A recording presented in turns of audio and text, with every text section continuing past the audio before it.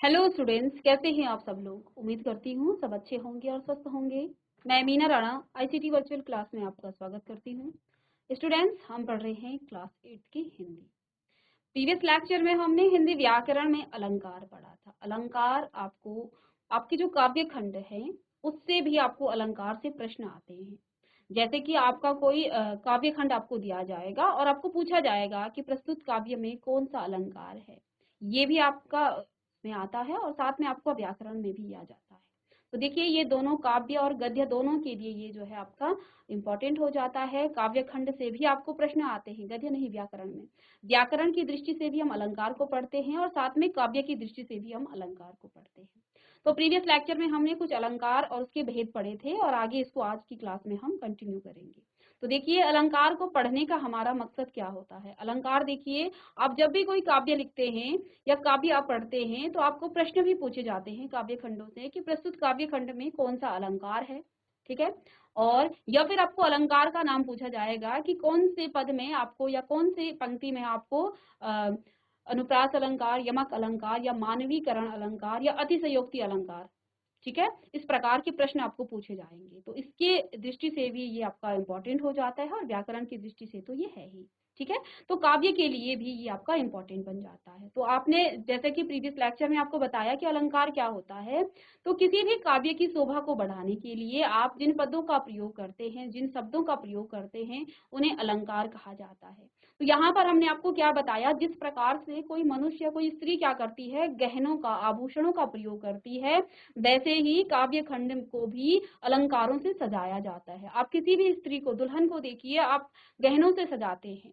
ऐसे ही काव्य को भी अलंकारों के द्वारा सज्जित किया जाता है, उसे सुसज्जित किया जाता है। अलंकार से हम क्या करते हैं, काव्य की शोभा बढ़ाते हैं। मनुष्य गहनों का प्रयोग करता है अपनी शोभा को बढ़ाने के लिए और अलंकारों का प्रयोग किया जाता है काव्य की शोभा को बढ़ाने के लिए।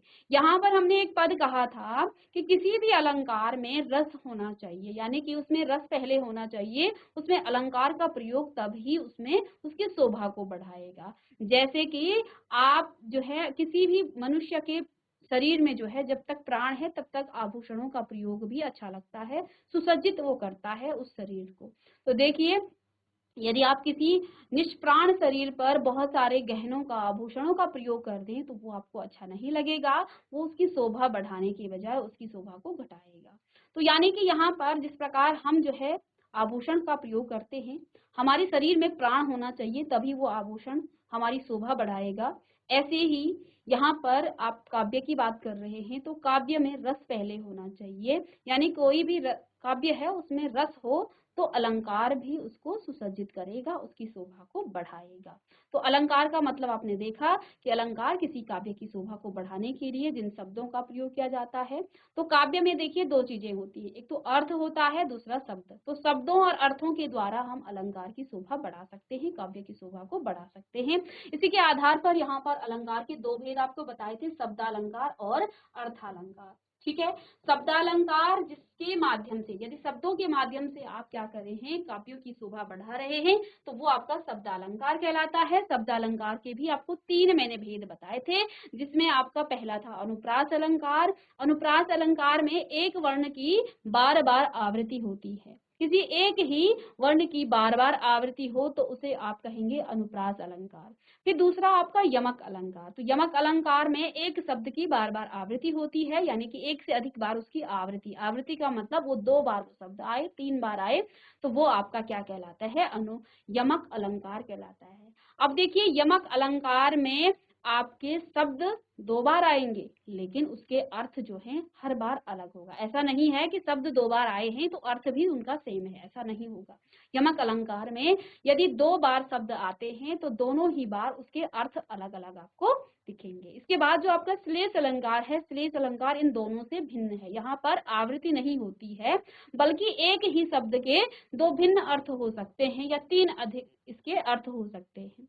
तो ये हमने यहाँ पर शब्दालंकार पढ़ा। हम अर्थालंकार पढ़ रहे थे। अर्थालंकार के भी यहाँ पर 5 आपको भेद बताए थे। तो चलिए एक एक करके इनके एक एक उदाहरण, जैसे कि मैंने कहा अनुप्रास अलंकार जिसमें एक वर्ण की बार बार आवृत्ति होती है, जैसे चारु चंद्र की चंचल किरणें खेल रही थी जलथल में।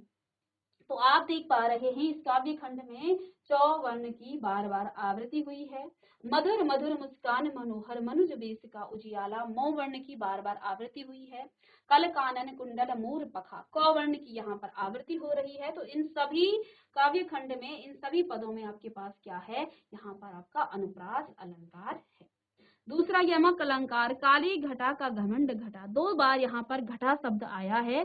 ठीक है, दोनों ही बार घटा शब्द का अर्थ अलग है। यहाँ पर घटा का मतलब काले बादलों से है, काली घटा काले बादलों के लिए, और यहाँ पर घटा शब्द का अर्थ आया है घटने के लिए, कम होने के लिए। तो ये आपका यमक अलंकार। देखिए यहाँ शब्द की आवृत्ति होती है बार बार, ठीक है, और दो बार प्रयोग किए गए शब्द का अर्थ अलग हो सकता है। ठीक है, तो यहाँ घटा शब्द की आवृत्ति हुई है और हर बार उसका भिन्न अर्थ आया है। कनक कनकते सौगुनी मादकता अधिकाई या खाई बोरात नर या पा बोराई।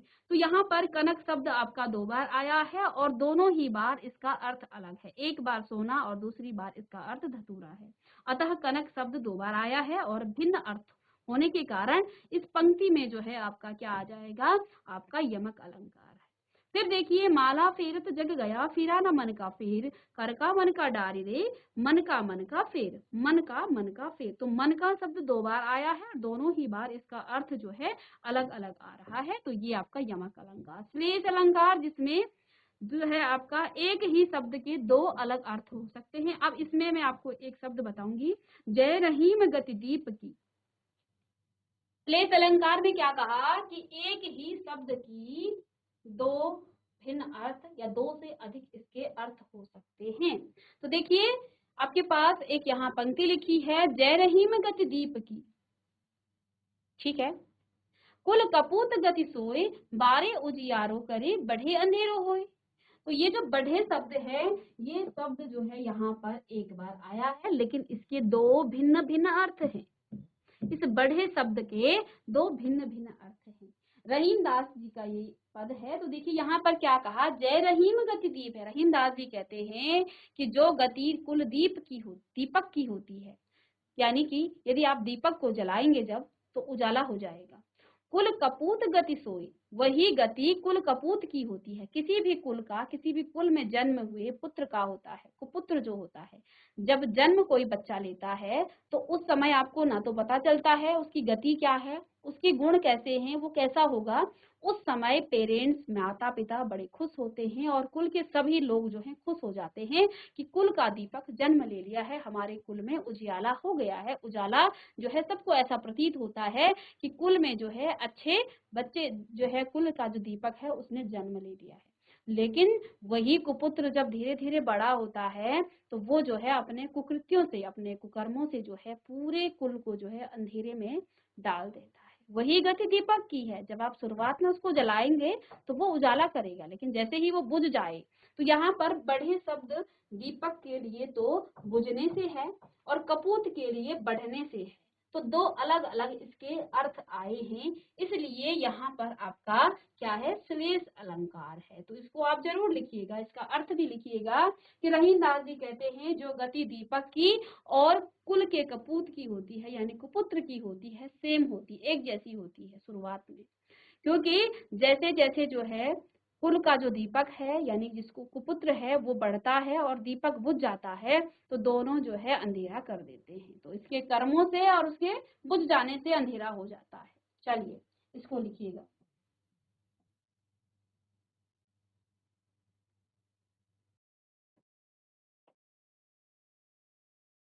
चलिए, तो ये था आपका श्लेष अलंकार का उदाहरण।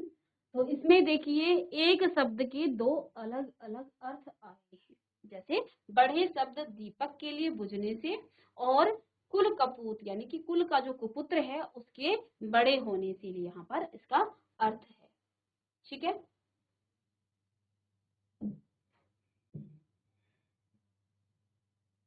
सीधी चलते राह जो रहते सदा निसंग, जो करते विप्लव उन्हें हरि का है आतंक। तो हरि शब्द के यहाँ दो अर्थ हैं, बंदर और भगवान। ठीक है, अब यहाँ पर जैसे कि मैंने आपको बताया कि अलंकार के दो भेद हैं, पहला आपका शब्दालंकार और दूसरा आपका आता है अर्थालंकार। तो शब्दालंकार जहाँ शब्दों के द्वारा हम काव्य की शोभा को बढ़ाते हैं वो आपका शब्दालंकार कहलाएगा।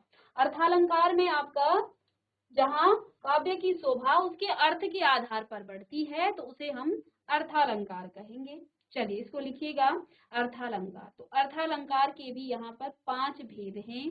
तो देखिए, जब किसी वाक्य का सौंदर्य उसके अर्थ पर आधारित होता है तब यह अर्थालंकार के अंतर्गत आता है। ठीक है,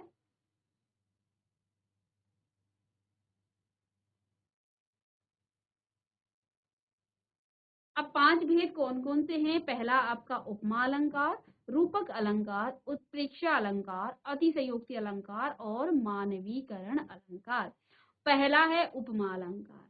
उप का अर्थ होता है समीप से, अपा का अर्थ होता है तोलना या देखना। इसको पढ़ चुके हैं इसलिए मैं इसको जो है इसको तीव्र गति से पढ़ा रही हूँ। ठीक है, तो जिसको आप समीप से तोल सकते हैं, देख सकते हैं, जब दो भिन्न वस्तुओं में समानता दिखाई जाती है वहां उपमा अलंकार होती है। जैसे कर कमल सा कोमल है, कर कमल सा कोमल है। यहाँ हम 2 भेद, इसके 2 अंग पढ़ेंगे उपमा के। पहले उपमेय और उपमान क्या होता है? जिस वस्तु की समानता किसी दूसरे पदार्थ से दिखाई जाए वह उपमेय होता है। जैसे कर कमल सा कोमल है तो यहाँ पर कर आपका उपमेय है। उपमान उपमेय को जिसके समान बताया जाता है। जब आप समानता करते हैं तो किसी के समान आप बताएंगे, तो उपमेय को जिसके समान बताया जाता है वह आपका उपमान होता है। जैसे कमल यहाँ पर आपका उपमान हो गया है। अब देखिए, कर कमल सा कोमल है तो यहाँ पर कमल पैरों को जो है कमल के समान कोमल बताया गया है, अतः यहाँ उपमान या उपमा अलंकार होगा। पीपर पात सरिस मन डोला, तो यहाँ मन आपका उपमेय है और साथ में पीपर पात उपमान है, डोला यहाँ पर साधारण धर्म है। ठीक है, तो यहाँ पर भी आपका उपमा अलंकार। मुख चंद्रमा सा सुंदर है, मुख चंद्रमा सा सुंदर है, तो मुख यहाँ पर उपमेय हो गया, चंद्रमा आपका उपमान हो गया है। तो यहाँ साधारण धर्म आपका क्या है? सुंदर है। ठीक है, नील गगन सा शांत हृदय था रो रहा।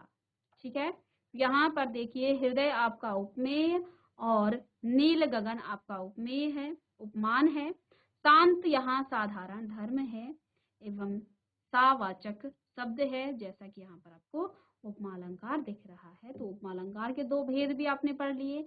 रूपक अलंकार, जब उपमान और उपमेय में अभिन्नता या अभेद दिखाया जाए, जब उपमान और उपमेय में अभिन्नता या अभेद दिखाया जाए तब यह रूपक अलंकार कहलाता है। जैसे मैया में तो चंद्र खिलौना लेहूं, मैया में तो चंद्र खिलौना लेहूं। तो देखिए यहाँ क्या बताया गया है, ऊपर दिए गए उदाहरण में चंद्रमा और खिलौने में समानता न दिखाकर चांद को ही खिलौना बोल दिया गया है। यहाँ चांद को ही क्या कहा गया है कि वो खिलौना है। तो यहाँ पर आपका क्या है? रूपक अलंकार। चांद को खिलौने का रूप दिया गया है, इसलिए यहाँ पर आपका क्या है? रूपक अलंकार है। आगे देखिए, चरण कमल बंदौ हरिराई, ऊपर दिए गए वाक्य में चरणों को कमल के समान न दिखाकर चरणों को ही कमल बोल दिया गया है, चरणों को ही यहाँ पर कमल बोल दिया गया। ठीक है,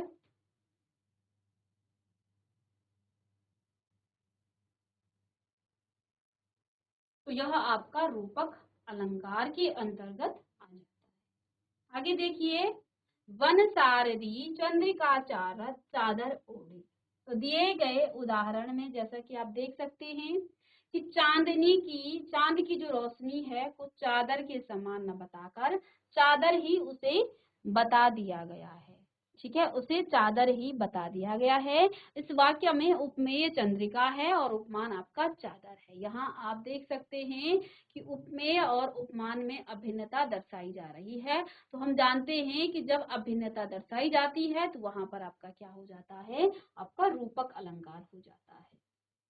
देखिए, पायो जी मैंने राम रतन धन पायो, तो ऊपर दिए गए उदाहरण में राम रतन को ही धन बता दिया गया है, अर्थात राम रतन आपका उपमेय है और धन आपका उपमान का आरोप है। ठीक है, तो इन दोनों में अभिन्नता है। यहाँ आप देख सकते हैं उपमेय और उपमान में अभिन्नता दर्शाई जा रही है। अर्थात यहाँ पर आप कह सकते हैं कि जब अभिन्नता दर्शाई जाती है तब वहाँ आपका रूपक अलंकार होता है। यह उदाहरण रूपक अलंकार के अंतर्गत आता है। ठीक है। अब देखिए उत्प्रेक्षा अलंकार क्या होता है। जब उपमेय में उपमान के होने की संभावना का वर्णन हो।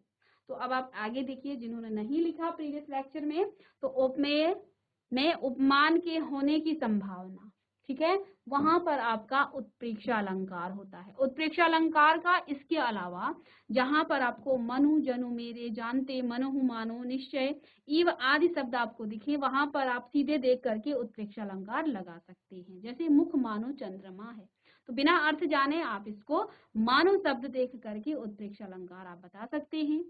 ऐसे ही ले चला साथ में तुझे कनक, ज्यों भिक्षुक लेकर स्वर्ण। तो ज्यों शब्द यहाँ पर आया है, तो ज्यों शब्द को देख करके आप क्या कह सकते हैं कि यहाँ पर आपका क्या है, उत्प्रेक्षा अलंकार है। साथ में देखिए उदाहरण में क्या था, मुख मानो चंद्रमा है। मुख के चंद्रमा होने की संभावना का वर्णन हो रहा है। उक्त वाक्य में मानो शब्द भी प्रयोग किया गया है, तो यहाँ पर उत्प्रेक्षा अलंकार ही होगा।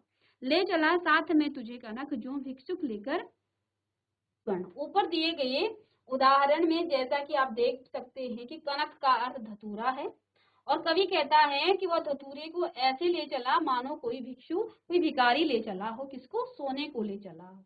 ठीक है। तो यहाँ काव्यांश में ज्यों शब्द भी आया है, जैसा कि ऊपर यहाँ बताया था कि जब ज्यों शब्द आए तो उसको देख कर भी आप बता सकते हैं कि इसमें उत्प्रेक्षा अलंकार है। तो दो चीजें यहाँ पर हो जाती हैं, एक तो आप उपमेय में उपमान की संभावना का वर्णन करेंगे, और साथ में यदि आपको इस प्रकार के शब्द दिखते हैं कुछ, मनु मेरी, मनु जानू, इस प्रकार से मानो, निश्चय, तो वहां पर भी आप उत्प्रेक्षा अलंकार बताएंगे। ठीक है। कनक यहाँ उपमेय में और स्वर्ण यहाँ उपमान के होने की कल्पना हो रही है, अतएव यहाँ पर उत्प्रेक्षा अलंकार के अंतर्गत ये भी आएगा।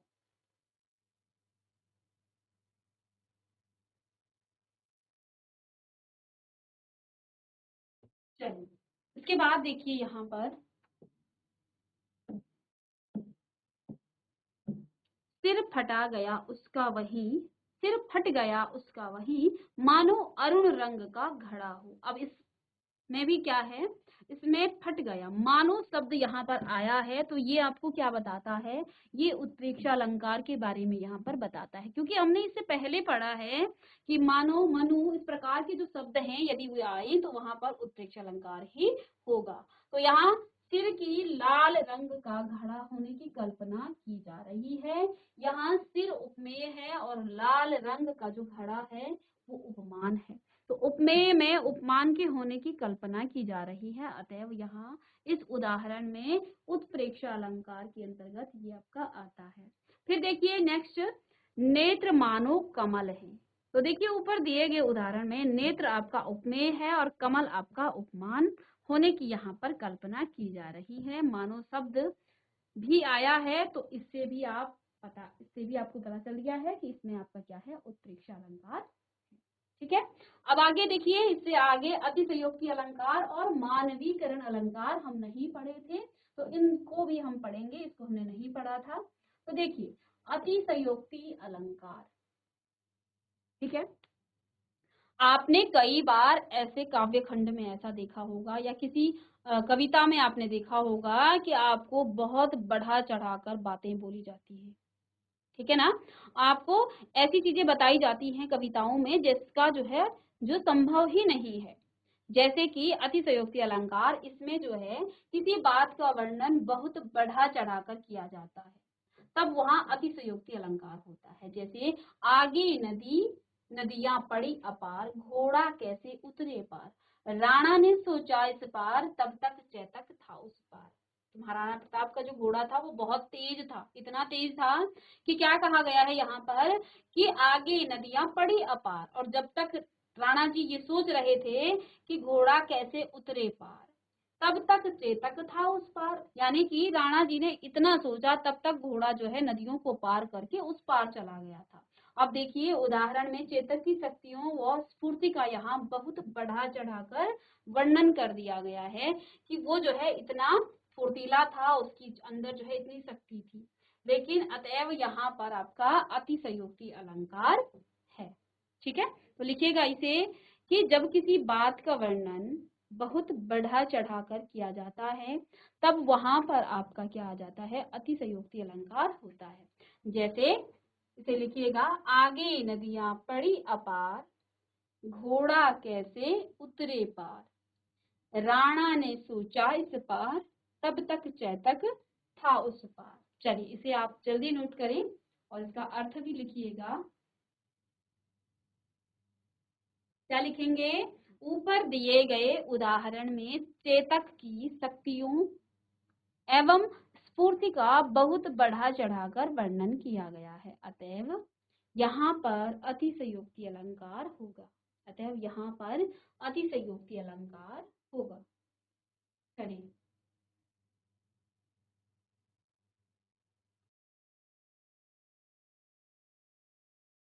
अब इसी में देखिए, धनुष उठाया ज्यों ही उसने और चढ़ाया उस पर बाण, धरा सिंधु नभ कांपे सहसा, विकल हुए जीवों के प्राण। तो यहाँ अर्जुन के धनुष के बारे में इतना बढ़ा चढ़ाकर ये बात कही गई है कि धनुष उठाया ज्यों ही उसने और चढ़ाया उस पर बाण, धरा सिंधु यानी कि धारा पृथ्वी और समुद्र नदियां जो है सभी कांपने लग गए, एकदम से अचानक से जो है विकल हुए जीवों के प्राण। तो जैसे ही धनुष चढ़ाया किसने, अर्जुन ने अपने धनुष पर बाण चढ़ाया, वैसे ही पृथ्वी जो है कांपने लग गई। तो यहाँ क्या कहा गया है, ऊपर दिए गए वाक्य में बताया गया है जैसे ही अर्जुन ने धनुष उठाया और उस पर बाण चढ़ाया तभी धरती आसमान एवं नदियां कांपने लगी और सभी जीवों के प्राण निकलने को हो गए। क्या ऐसा संभव है कि अर्जुन के सिर्फ और सिर्फ धनुष उठाने से धरती आसमान और हमारी नदियां कांपने लग जाएंगी? ये असंभव है। ठीक है, लेकिन यहाँ पर बातों को बढ़ा चढ़ाकर अतिशयोक्ति अलंकार जो है इस पर लगाया गया है और इसी तरह से जो है आपको प्रश्न पूछे भी जाते हैं कि अतिशयोक्ति अलंकार किस पंक्ति में है।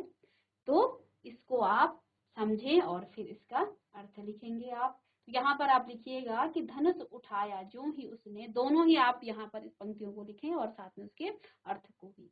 तो धनुष उठाया ज्यों ही उसने और चढ़ाया उस पर बाण, धरा सिंधु नभ कांपे सहसा, विकल हुए जीवों के प्राण, विकल हुए जीवों के प्राण।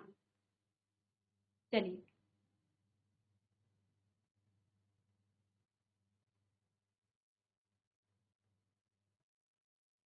तो इस अलंकार में यहाँ बात जो है जो लिखी गई है यह बात बिल्कुल असंभव है। क्या आपने धरती को कांपते हुए, भूकंप अलग चीज है, आसमान को कांपते हुए देखा? जब किसी मनुष्य ने जो है वीरता को, उसके धनुष की जो है क्षमता को देख करके क्या धरती और आसमान और नदियां कांपने लग जाएंगी? तो ये बात बिल्कुल भी असंभव है, क्योंकि बिना बाण चलाए ऐसा हो ही नहीं सकता है। इस तथ्य का लोक सीमा से बहुत बढ़ा चढ़ाकर वर्णन किया गया। अब जैसे भी थे, अर्जुन एक सामान्य मनुष्य ही थे। ठीक है, तो ऐसा जो है नहीं हो सकता है। इसलिए इस उदाहरण में अतिशयोक्ति अलंकार के अंतर्गत ये भी आ जाता है। चलिए इसको भी आप नोट करें।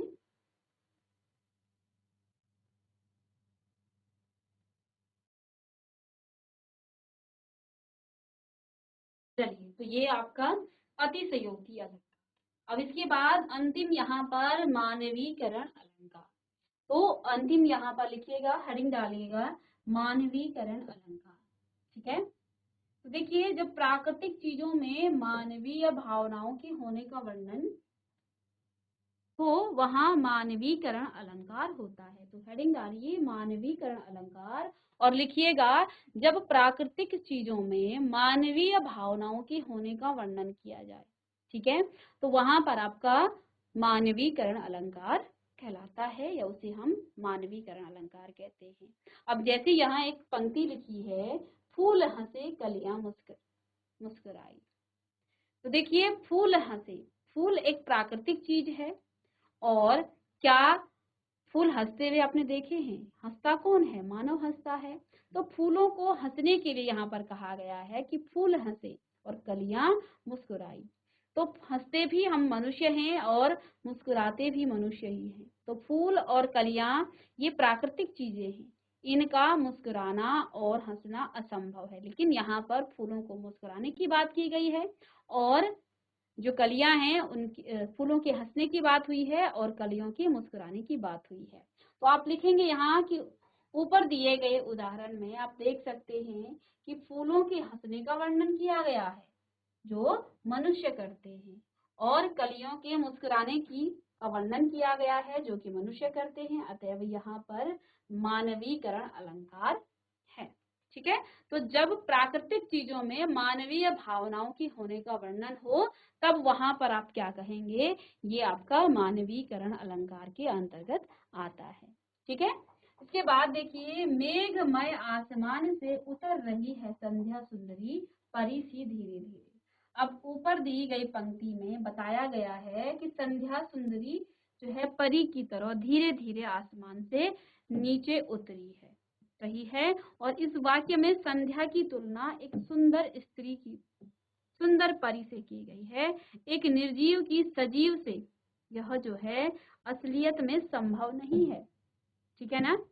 तो हम यह कह सकते हैं कि जब सजीव भावनाओं का वर्णन चीजों में, निर्जीव चीजों में किया जाता है तब यह मानवीकरण अलंकार कहलाता है। यहाँ निर्जीव लिखेंगे इससे पहले, तो इसमें जो है निर्जीव चीजों में किया जाता है। ठीक है, कि कोई निर्जीव है वो सजीव की तरह हरकत कर रहा है, सजीव की भावनाओं का उसमें वर्णन किया जाता है, तो वहां पर आपका मानवीकरण अलंकार होता है। अतएव यह उदाहरण मानवीकरण अलंकार के अंतर्गत आता है। चलिए इसको लिखिएगा।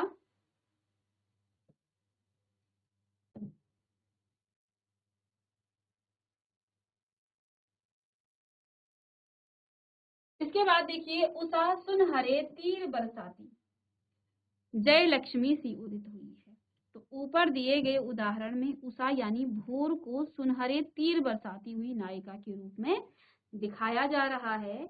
यहाँ भी निर्जीवों में मानवीय भावनाओं का होना दिख रहा है। हम जानते हैं कि नायिका एक मनुष्य होती है और ना कि एक निर्जीव, अतः यह संभव नहीं है। हम यह भी जानते हैं कि जब सजीव भावनाओं का वर्णन निर्जीव चीजों में किया जाता है या चीजों में किया जाता है, आप सीधे इसको चीजें कह सकते हैं, चीजें निर्जीव ही होती हैं, तो उस समय वह आपका मानवीकरण अलंकार के अंतर्गत आता है। तो ये थे आपके 5 अर्थालंकार के भेद। ठीक है, इसके अलावा यहाँ पर एक अलंकार की हम बात करते हैं, पुनरुक्ति अलंकार। तो देखिए, काव्य में जहाँ एक शब्द की क्रमशः आवृत्ति हो पर अर्थ भिन्न न हो वहां पुनरुक्ति प्रकाश अलंकार होता है। ठीक है, तो यहाँ पर क्या कहा है? उदाहरण के लिए, सूरज है जग का बूझा बूझा। ठीक है, तो यहाँ पर शब्द की आवृत्ति तो हुई है लेकिन अर्थ यहाँ पर भिन्न नहीं है। ठीक है, अब इससे पहले आपने शब्दों की आवृत्ति पढ़ी थी यमक अलंकार में। तो यमक अलंकार में हमने क्या कहा था कि उसमें आपका अर्थ जो है भिन्न भिन्न होगा। ठीक है, अनुप्रास, यमक और श्लेष अलंकार ये आपके शब्दालंकार के भेद थे। तो शब्दों में जब क्या होती है? आवृत्ति होती है। अनुप्रास में आपके वर्ण, एक वर्ण की आवृत्ति, यमक में आपके एक शब्द की आवृत्ति, लेकिन उसमें क्या था कि शब्द की आवृत्ति होगी लेकिन उसके हर बार जो है अर्थ आपको भिन्न भिन्न दिखेगा। पुनरुक्ति में आपका अर्थ देखिए, शब्द की आवृत्ति हुई है बूझा बूझा, लेकिन इसका अर्थ भी सेम है, हर बार सेम अर्थ है।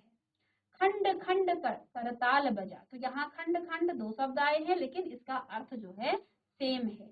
डाल डाल अलिपिक पे गायन का बंधा समा, तो यहाँ पर डाल डाल शब्द 2 बार आई है, आवृत्ति हुई है लेकिन अर्थ सेम होगा, इसलिए इसमें आपका क्या हो जाएगा? ये आपका पुनरुक्ति अलंकार है जहां पर शब्द की आवृत्ति हुई है लेकिन हर बार शब्द का सेम अर्थ होगा। इसके अलावा अन्योक्ति आपका अलंकार है।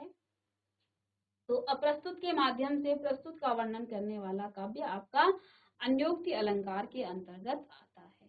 ठीक है, तो ये आपके सिलेबस में नहीं है तो इसको आप नहीं भी पढ़े तो कोई दिक्कत नहीं है। इसके अलावा जो है फिर भी इसको आप देख सकते हैं कि माली आवत देख के कलियां करे पुकार, फूल फूल चुन लिए काल है हमारी बार, जिन दिन देखे वे कुसुम गई सुबीती बहार, अब अली रही गुलाब में अपत कटीली डाल। ठीक है, तो यहाँ पर ये आपका क्या है, अतिशयोक्ति अन्योक्ति अलंकार है। ठीक है, तो यहाँ तक आपको पढ़ना है, इसमें मानवीकरण अलंकार तक। तो इस प्रकार से हमने अलंकार को कंप्लीट कर लिया है और ये आपका कंप्लीट हो गया है। रिवीजन भी इसका हो चुका है साथ साथ। ठीक है, क्योंकि इसके पहले लेक्चर में हम आधे अलंकार को पढ़ चुके थे।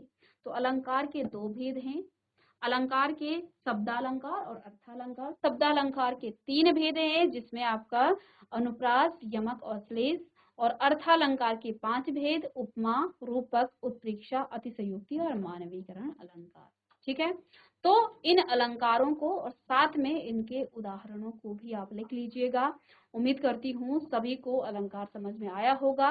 किस प्रकार से हमने अलंकार पढ़ा, अलंकार जो किसी काव्य की शोभा को बढ़ाता है। ठीक है, तो इसको हमने रिवीजन भी कर लिया है। तो उम्मीद करती हूँ सभी ने ये लिख लिया होगा और इसके बाद नेक्स्ट लेक्चर में मिलेंगे हम एक नई टॉपिक के साथ। तब तक के लिए thank you and have a nice day.